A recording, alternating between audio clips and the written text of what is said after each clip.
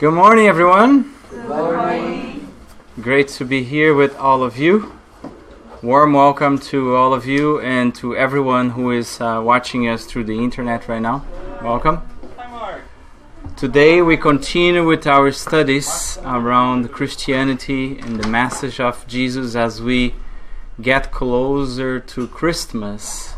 It's always good to reflect that Christmas is way more than the shopping deals that we see around and the Christmas tree and the message of Santa Claus.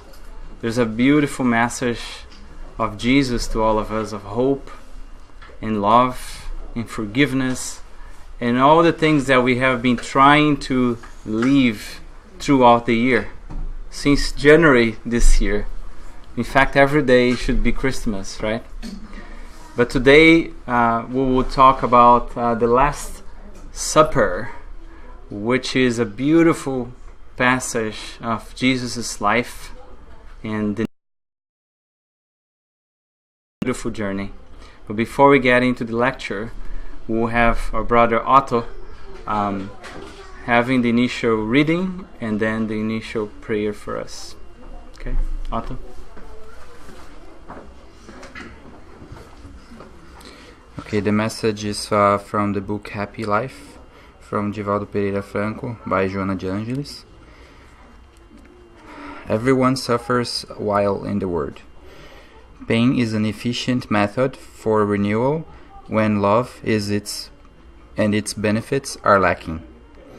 In the face of this inevitability, which the spirit must confront in many varied hues, it is necessary to receive pain with dignity and confidence. What is a torment today, a threat tomorrow, will become peace. Physical or mental illness, or economic or moral affliction passes. Their results depend on the way they are received. Do not consider yourself unhappy, therefore, when you are suffering. Take the benefits of suffering and go on encourage. And with this message in our minds, let's us all close our eyes and thank God for the opportunity of being here again. Thank God for the gift of life. And let's us all pray and wish that Denise, our sister here, can provide us with a great lecture, that she can be enlightened by our brothers here, incarnate and discarnate, so that we can grasp a little bit of the teachings that she's going to give us this morning. So be it.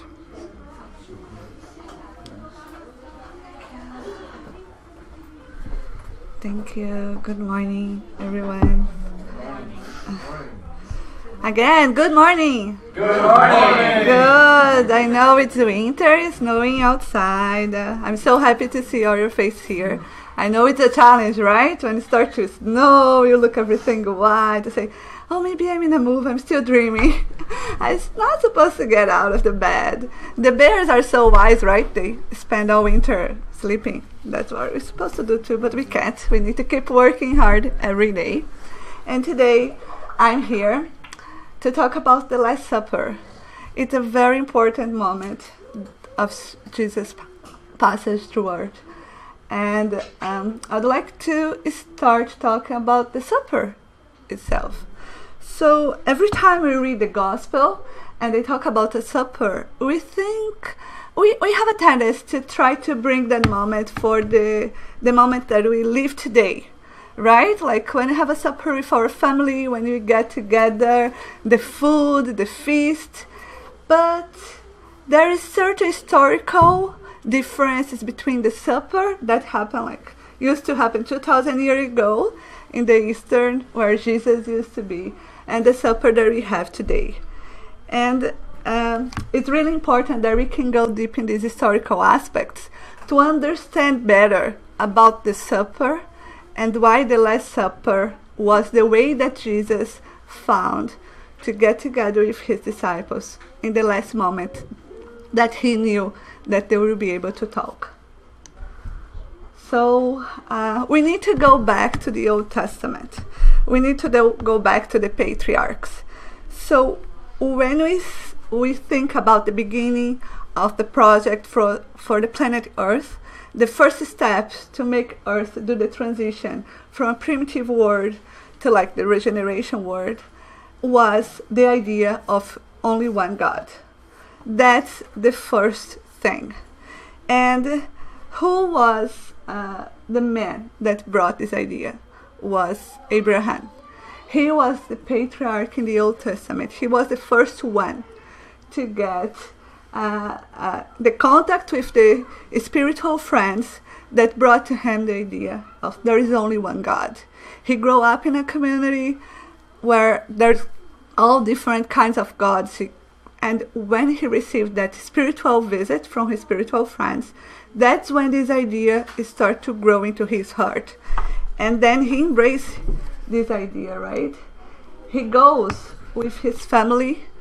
They get out from the place that he used to be, that he knew his entire life.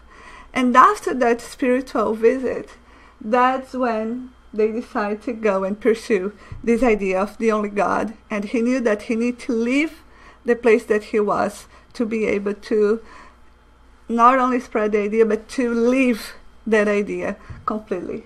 And one of the things that happens is that when he received this visit of the spiritual friends, and the Bible says that the first thing that he did with them was like the reception. For us, every time you're going to offer a supper, you need to do a reception to that guest that is coming to your house. And it's not like these days. It's like even someone that come to visit, even if they live close, normally they spend days and days walking in the desert until they be able to reach your home. So the first thing in the supper that they used to do is the reception. And the reception at that time was to offer water to wash their feet. Imagine that you've been walking in the desert for hours and hours, looking forward to meet your friends. And then you arrive there. And the first thing is this water, washing your feet, because it's a way not only to receive and make you feel comfortable, but to refresh. You are embrace that visit, you are refreshing that spirit that has been from a long journey until it arrives in your house. So that is the first thing that in the supper they do. And that's what when Abraham describes like the first moment that they see the spiritual friends, that he got in contact with them, he does the same, because that's what he was teaching. And even though some of in the Bible they use the word angels, and sometimes every time we hear angels we think about the wings and angelical, but actually the spiritual messengers, angel and messenger, has the same terminology in Hebrew. That's why sometimes in the translation, as we saw in last lecture with Marco Denise, translation gets lost. There's a lot of words that gets lost. And that's one of the reasons that it's so important for us to go back to the origin. And there is so many other spiritists doing this work to translate it directly from the original scriptures to the actual language, trying to avoid this kind of mistakes. But the angels that Abraham met, they were not with wings. They looked like the men. They had a beard. They used the same kind of clothes. So he saw to them and he told, I need to do what I was taught. I need to offer him what I have best. And that's what he did. He offered the water to wash their feet. And only after that, that's when he offered water to drink, the bread, the food, and after that, depending on the region, if it's allowed, they could offer a wine or something. In this case, Abraham did what he did best. And then,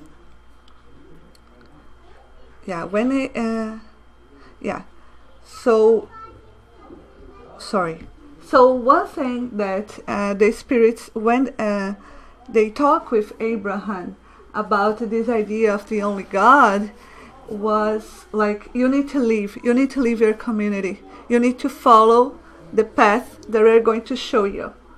And Abraham accepted that because he felt, during that supper, he felt the connection. He felt that that spirits, they're really, really, how can I say? I think that when you have this level of empathy, when like this kind of spirit comes and talk to you and you have the ability to see them, you don't need any words anymore. You feel it. It's something that he felt it. So he felt the urge, I need to go. And it's good that he did that because that's how the idea was spread, right?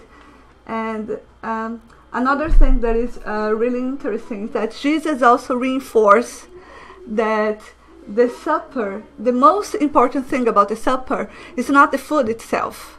The food is secondary. The first thing that happened at supper between Abraham and the spiritual friends was the communion of ideas, of feelings. They were embracing each other. They were there to listen one another. And Jesus, during his passions on earth, he did that a lot as well, right? If you remember the passage of Martha and Maria in the Bible, it's another moment that Jesus reinforced that, because when we read the passage in Luke chapter 10, he says, as Jesus and his disciples were on their way, he came to a village where a woman named Martha opened her home to him. She had a sister called Mary, who sat at the Lord's feet listening to what he said. But Martha was distracted by all the preparations that had to be made. She came to him and asked, Lord, don't you care that my sister has left me to do the work by myself? Tell her to help me. Martha, Martha, the Lord answered, you are worried and upset about many things, but few things are needed, or indeed only one.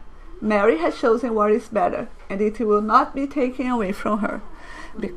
Jesus wasn't in that house only looking for the food. He was there looking for the communion with that family. And that's what Jesus did, not only in the moments that he was the one leading the supper, but when he was also a guest. His priority in that moment was to sit together, was to share his ideas, was to be able to connect in a level that sometimes these days people already complain. I'm from a generation, I think, that I start to grow up like eating in front of TV. That's something that was very common during my, the adults want a time for themselves, so they do a table for the kids. They turn off the TV there so they could have their adult talk, and we stay there. So we see that it's a really challenge thing to get rid of these old habits. And as a mother now, I look to my son and say, this is an important moment. We need to get together here as a family, even though the cell phone off. Now I get at home and I turn off my cell phone. So this is an habit that I need for the health of my family. I need to get disconnected when I'm home with them. I need to enjoy and spare time with them in a state that I'm there. Because what happened with all these gadgets and these electronic elements that we have in our daily lives, we have a tendency to be here, but think about somewhere else, or doing stuff that is really not letting us be present here. And one thing that is really important in moments like the supper is really to get connected in a more philosophical, like deep level, right? And when you think about the supper, then we think about the feast and everything we know is the spiritual thing. But then, why they used to do the fasting then, if the supper was this important thing, right? Because still in Abraham, one thing that happens that when the spiritual friends came to talk to him, and he was thinking, how Abraham was supposed to express his religious? Because in that time, there was no Moses, there was not the 10 Commandments, he has no rules. He's like, I begin something completely new here. The only thing I know is that I should live with my family. But how am I supposed to worship this God, this only God that came to me? And what the spiritual friend says to him is that eat with your family, the breakfast, the lunch, the supper. You're going to be together. And that's what he does. Abraham does that. He does with his family. He does with the communities that he's visiting. And not him. His son, Isaac, his grandson, Jacob, they pass on and on the habit of sit together, of share their ideas, of look into their eyes, of all the people that they start to know in that new journey until they arrive to the land, right? But that was the idea of religious. That was the moment. They didn't ask him, oh, I want an altar with gold and please put this and there was not such a request. The only request that the spiritual friends told to him is that you need to sit together. You need to share your worship with the others, with your family and friends and everybody that come across your way. And then we face the idea of the fasting. You know, there's many religious practices that they go, they use the fasting as a way of purification, right? They bring the idea of fasting as a purification way. And it's funny in this culture, as they say, fasting doesn't mean eating fast food. But it's more, when Jesus was in the Bible, there is this, the fast food. And I'm kind of get lost. It was so many things, but sorry. Take a deep breath. Okay. So, the fasting idea, we see how bad this habit is getting our daily lives, the habit that we eat without think about the food. We are always looking or not even talk to someone, but we are always disconnect about what we're eating, right? And it's always good when we see like things that are in the gospel and the science also start to show results that bring this thing together. We didn't saw in that time of Jesus, even though they have these feasts and everything, they didn't have so many problems as we have today. They did exercise and everything, but the fact that the food was not only looked at it in a nutritional aspect, was also a social aspect. And it's good that research these days, they prove that as a true fact, right? Our eating habits, the fact that we are losing the moments as family and start to eat more and more, or by ourselves, or in front of TVs, or not really looking for this social connection, that moment, is creating deep issues in our eating habits. And one thing that happens is that they did a research, and what they show is that they did a comparison between the way that American eats, and the French people eat. What happens is that French people, they eat a lot more fat, and caloric speaking, they eat a high more level of caloric food than the America does. But they spend a lot more time during their meals. And depending on the amount of people, the meals get even longer. And they have this habit of eating with their family, of confraternizing. Even during lunch, they have the habit of sit and talk during that moment. And that makes it's incredible, because when you look in their in the parameters in the study, they say that even though French eat more fat and high caloric foods, they have less heart diseases than the American does. Their portions are smaller, but the American portions are bigger. Because when you eat and you have no idea how many you are eating until you feel like you're full. When you're eating in a social environment, our talk is not only about that, it's about confraternizing, it's about a lot more. So it's something that the supper also brings to us, this idea of family, to get together and be able of develop this health eating habits as well, right?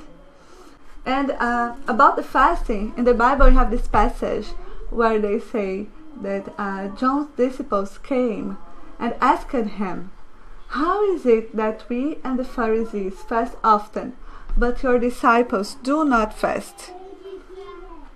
Jesus answered, "How can the guests of the bridegroom mourn while he is with them? The time will come when the bridegroom will be taken from them. Then they will fast." When Jesus brings this to us, and probably at the time, what the Pharisees understood about this was the cultural aspect, because it's true. If in that time, if you go to a wedding and you not feast with the bride, the joy, if you not participate, if you do not sit on the table with them, you will see as a really bad manner guest. They will feel offended if they invite you to your marriage and you are not celebrating with them that moment. And that's the part that the Pharisees for sure understood. What they didn't understood is that when he says here, the time will come when the bridegroom will be taken from them, then they will fast, that this fast that Jesus is talking about is not the food. It's not about the food that he's talking about. He's talking about the spiritual connection, because he knows that his days are going soon and he will not be there. And when he will not be physically there anymore, then that's when his disciples, they will be fasting. And not because they will not be eating the food. They will be fasting because they will not have his master as they used to have there with them anymore. In that moment, Jesus was putting himself like as a fiancé of the earth. He was showing that I am the food. It's the words that I'm giving to them that is feeding their hearts. We are not together just because I'm not here because of the bread or the lamb. That's not what I'm looking for. What I'm here for is to share with you this spiritual elevation that I have, and I'm bringing these ideas to you so you can see it and go around and make that grow. That's the thing that Jesus was really looking forward to, that, right? And then the religious that I mentioned before. So here you see like so many different symbols, included biohazard. But that's when the Spirit told like Abraham how he should be showing his religious, and the way is really get together, do the meals together, you and your family. That's how you're going to pass the idea of the only God. It's there, sitting, breakfast, lunch, dinner, family, community, and these things start to grow, and that's how he became.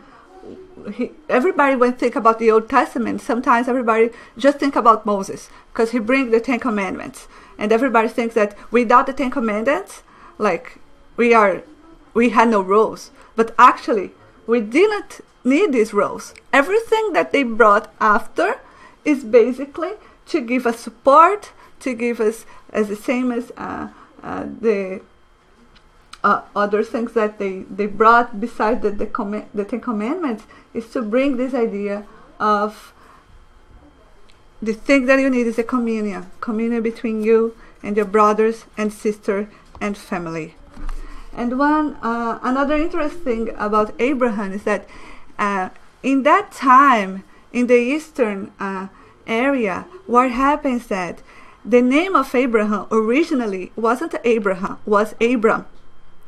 But what happens that when they meet, they have this encounter with a god. For example, if I had a wish to make for the fertility goddess, and I go to her temple and worship for her, and I have what I'm looking for, I can get it, then I need to change my name, to put fertility in my name, to show that after that encounter, my life has changed. My life has turned over. And what happened with Abraham was the same, because when the spirits meet him and told him, now your name will be Abraham, And that means the father of the multitudes. People will look at you, and what I want them to see are the traces of fatherhood. So they remember that God and Creator is a father. So what was the main thing that a father during Abraham's time was to do? Is really to be the chief during the meals. He was the one that needs to call, okay, it's time to eat. He's the one to give the food to spread. And that was the thing that they look Abraham to pass on, and he really did with his sons and grandsons and everybody that contact with him. So that was the main thing about the religious aspect, right? And another thing that we think of the supper, and every time we think about it, is Judas, right? Because every time when comes the time of the year, everybody does the Judas, and they go and beat him until they can, trying to show how they are, how can I say? I know when I was a kid, I used to look to that thing, and I say, people just want a reason to put their anger out, and they use this poor figure to keep doing it. But Judas, during the supper, he was the Last Supper, the same way that today, when we have a birthday and we give the first piece of our birthday cake, is considered a big deal. In that time, the first piece of food, the bread, was also a big deal. And during the Last Supper, Jesus gave the first piece to Judas.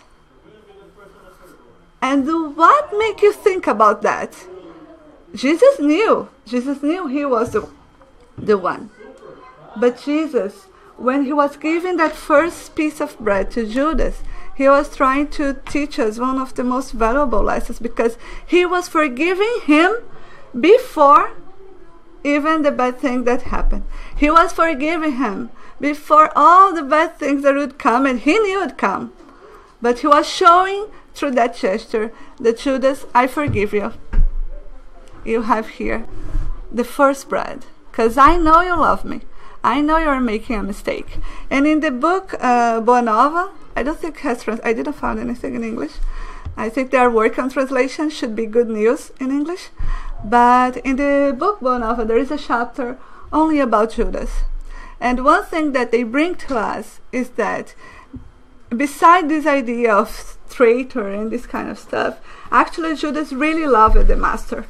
But he had a human side of the gospel.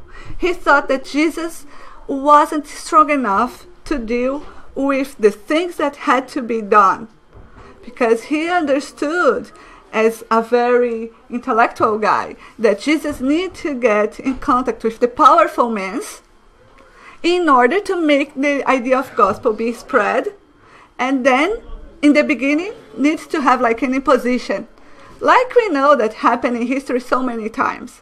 Everybody that has power try to impose their point of view through everyone. And that's what Judas think, that was the only way that the gospel will work, was if he could make a plan. And what the plan that he had basically was, we are going to arrest Jesus, we're going to put him in a prison for a while, we outside will fight for him, and once everything settled down, we let him go, because they knew that Jesus will never allow them to do any physical, any kind of aggression to anyone. And they thought, like, we need to do it.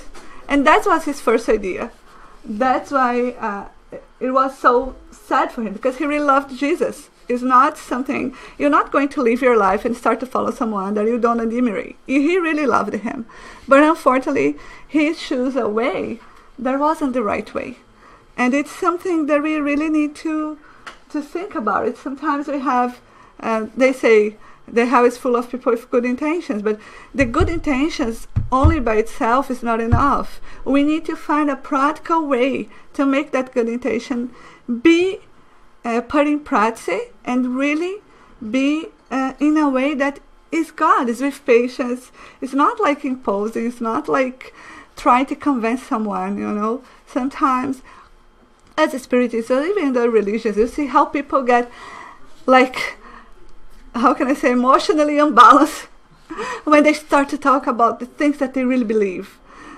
We see politics in Brazil these days, and it's basically that. Everybody's believing something different, and when someone gets something, the other one gets upset and wish the other one. So it's that cycle of when one is right, wish the other one to be wrong, but then at the same time, they are suffering because the consequences are for everyone, right? So Judas was one that fell from the same path, right? Another element. This is from the book Boa Nova, Good News. I tried to do a translation, so forgive me for any mistake. But in the book they say, beloved, this is Jesus saying. It's the first thing in the chapter that Jesus says to the disciples. Beloved, the time has come for the fulfillment of the prophecy of the scripture. Humble and wounded, I will have to teach in Jerusalem the necessity of self-sacrifice, so that not only a kind of victory triumphs, as fleeting as the buildings of human selfishness or pride. So here, Jesus is talking about this, and after that he starts to talk about, and one of you will be the one that will be the one that will give my hand to them. And they don't accept that, because for the disciples this is a really big surprise, because in that same day, in the morning, Jesus arrived in Jerusalem and he was received as a general, as someone really important.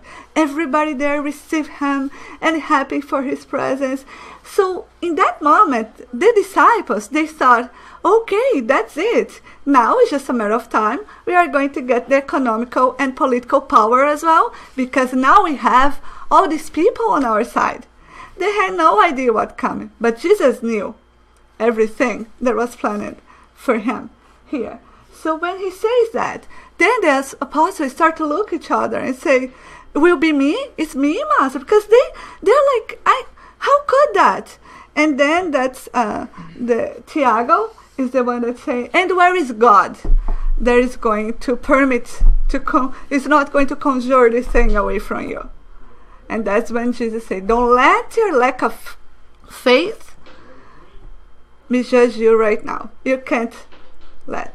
You need to understand, because when Jesus did that supper, his idea when he did so, because he did, like, I'm looking forward, like he was really looking forward to that moment, to have that last supper with his disciples.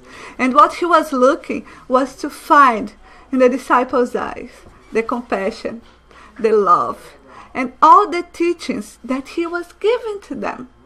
Was the moment to look in their eyes and see that these things are inside of each of you. My lesson is inside of each of you. I sit on this table several times. I give the bread to you several times, as a father to his sons.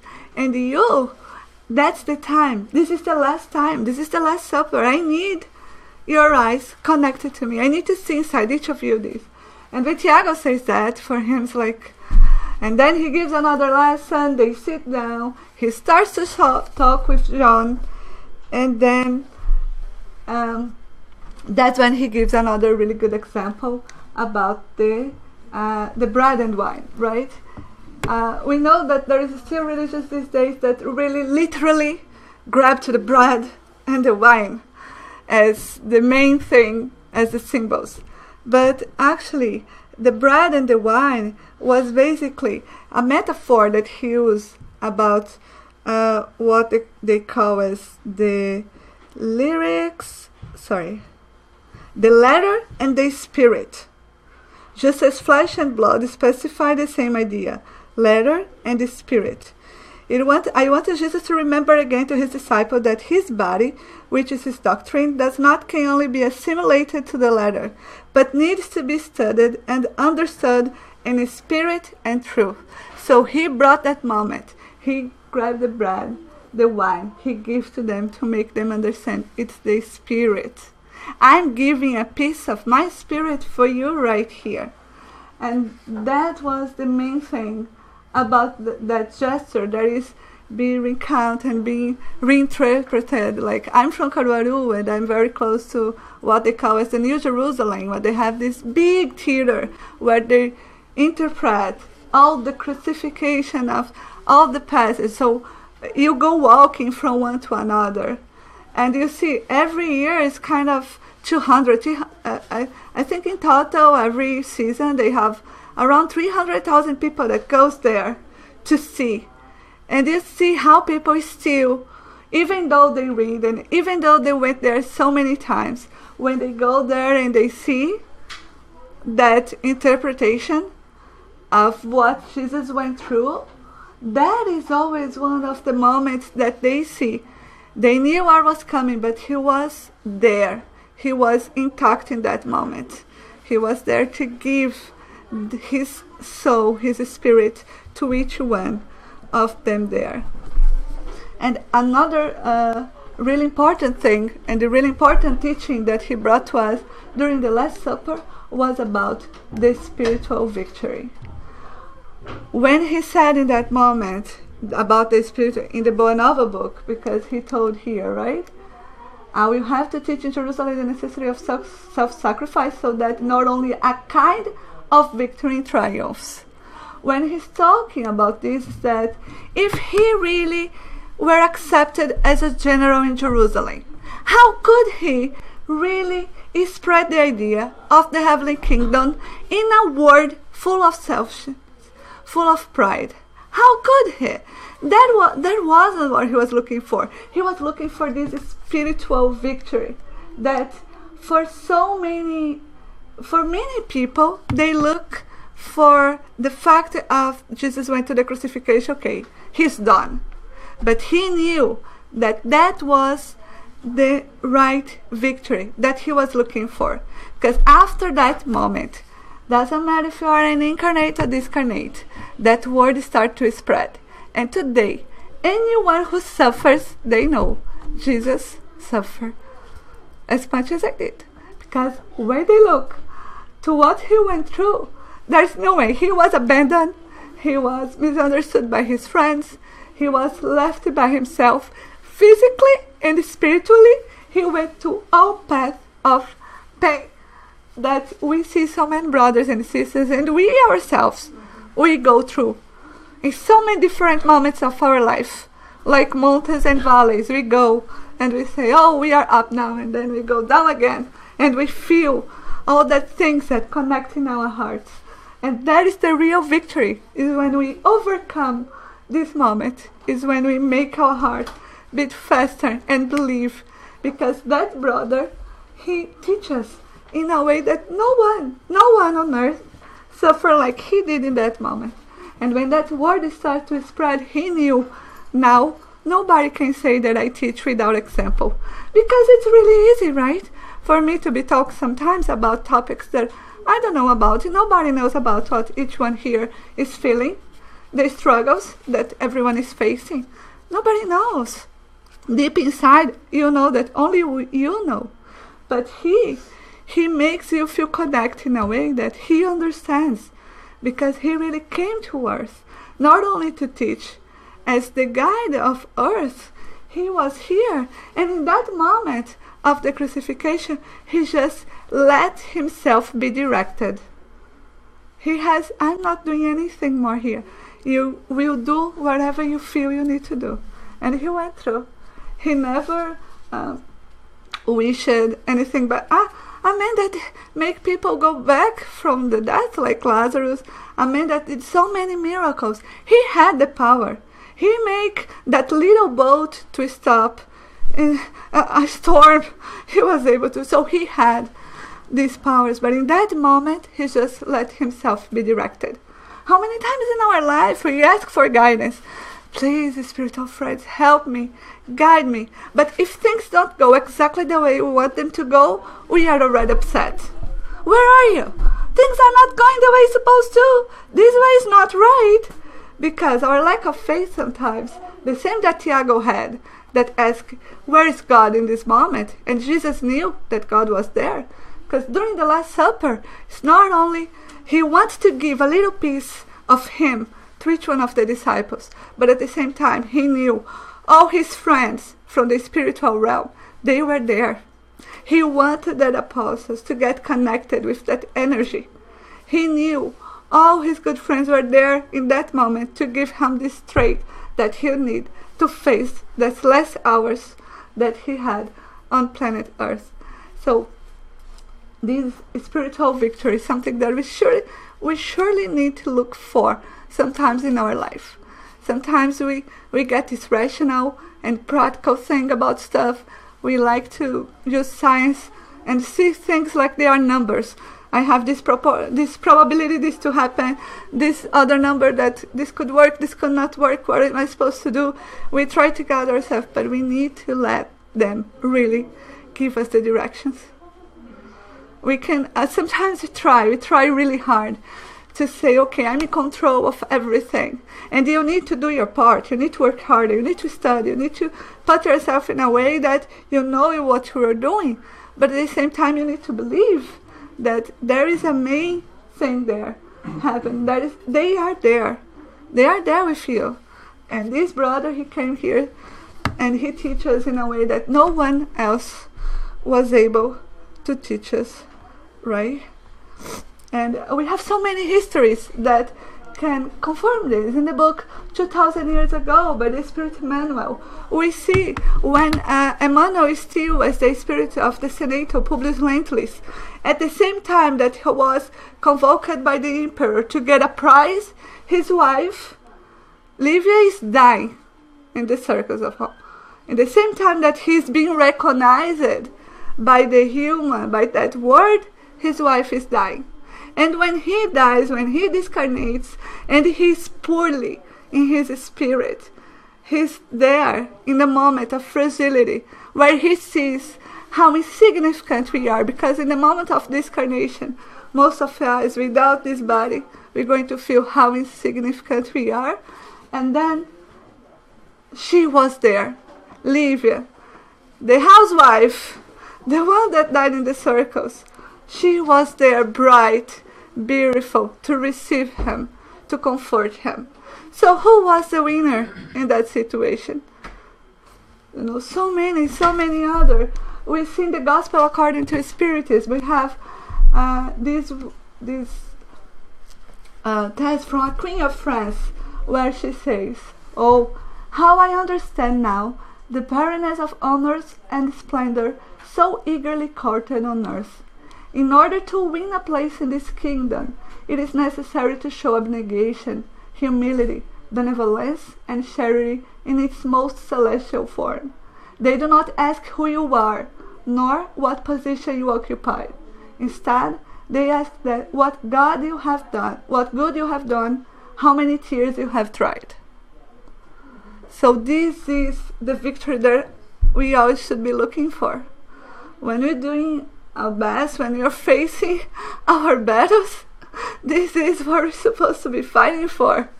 This is the thing that should be giving us the strength and say, yeah, I could be looking very hard right now, but I know I can do more, and I will be able. I have the support I need. I just need to open my mind, open my heart, and the support will work, right?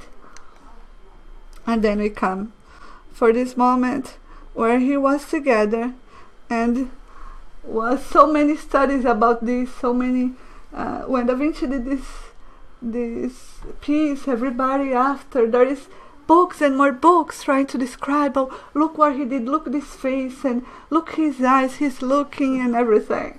But there's deeper things that happen in that moment.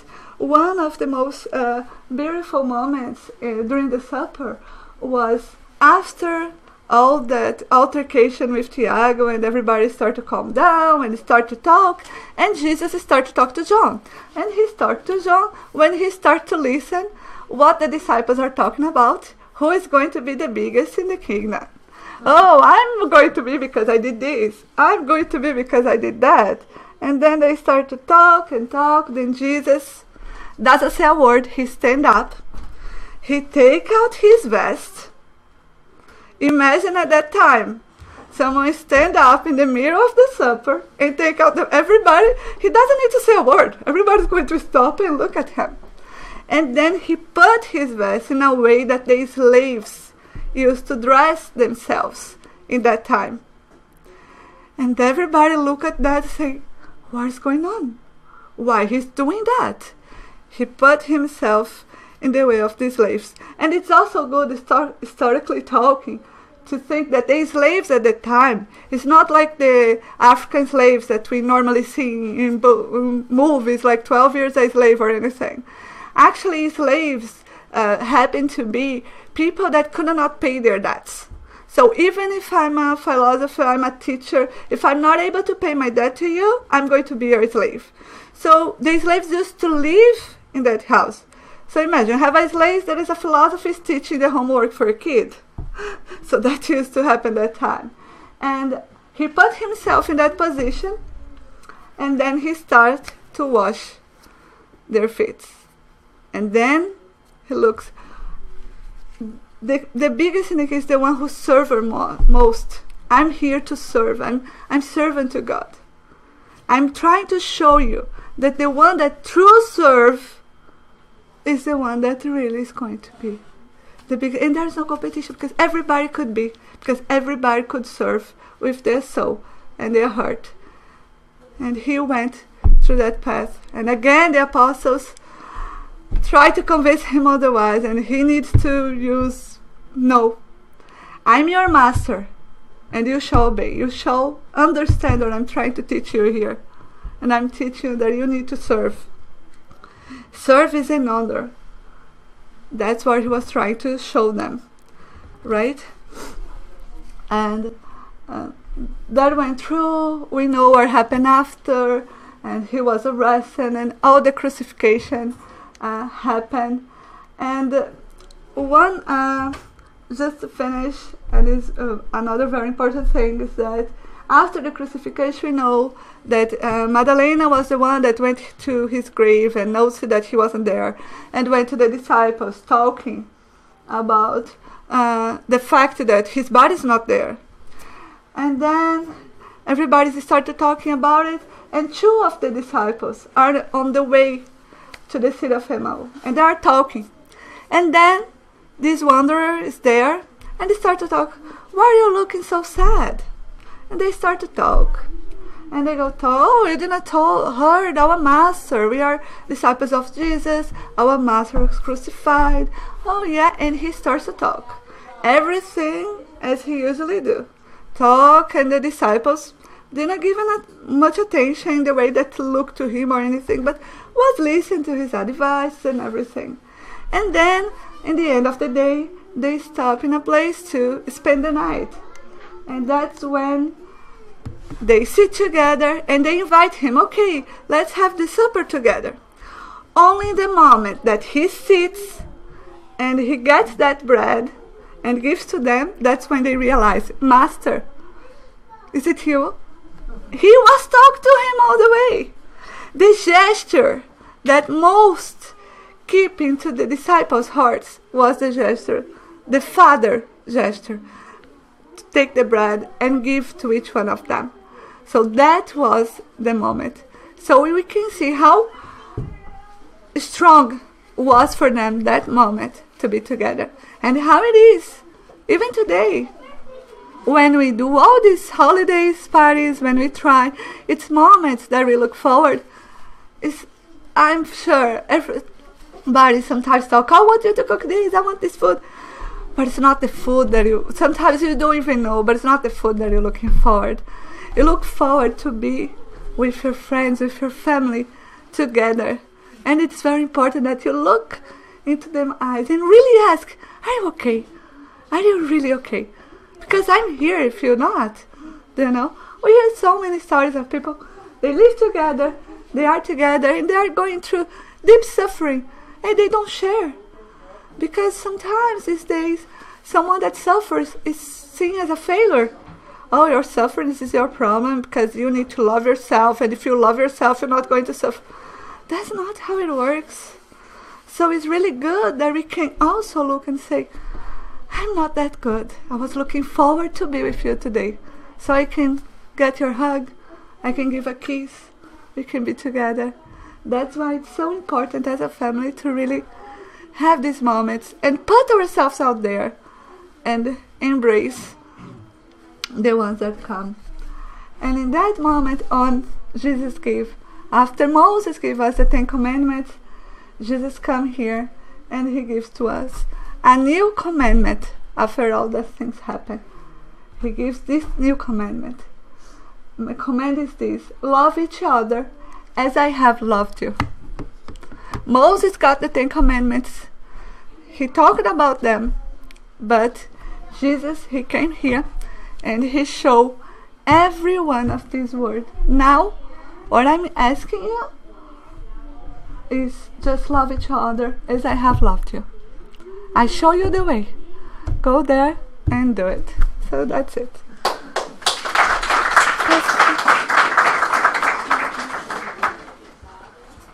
Thank you, Denise.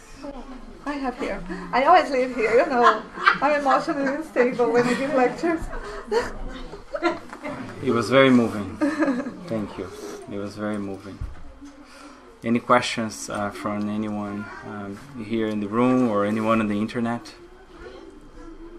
Actually, the Last Supper for me, one of the most moving teachings actually is when he washes everyone's feet, right? It's how you started actually, because it was something that everyone did for the guests to refresh them. But if you study the Jewish tradition, it was something that not even the Jewish servants would do, would be the slaves, as you said, right? Yeah. And here comes Jesus with his triumphal arrival in Jerusalem, received in the Palm Sunday, as we know, right? At the max of his popularity. And he actually turns that public triumph, he said, into a public failure with the crucifixion, right? Yes. So we invert the values, right? What we consider victories in society sometimes are spiritual failures. And sometimes our spiritual triumphs are seen as failures. And we have to make a choice. And I think historically we have been choosing the public triumphs because of our pride and selfishness. And then Jesus, as the governor of the planet, he makes himself as a slave, washing the feet of everyone. And he says to the disciples, we're fighting for the max position, right? You want to be the biggest, the greatest, be the servant of all. You need to think like God is the one that serves most. Yeah. He's the one that holds the universe. Yeah. He's the one working. He's the one that works most. So if you want to really, truly go big, you need to serve with all your heart, with all you have. So it's a live message for us from the gospel that we can practice everywhere, in our homes, where we work, on the street, whenever we are. That's the spirit of the gospel, right? We don't want to think about Jesus in the cross dead. We want to think about him alive in our day-to-days. And that's why we are studying this month, so that when we are celebrating Christmas, that we reserve a seat for him in our hearts, right?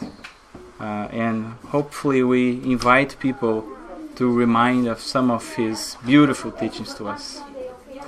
Thank you, Denise.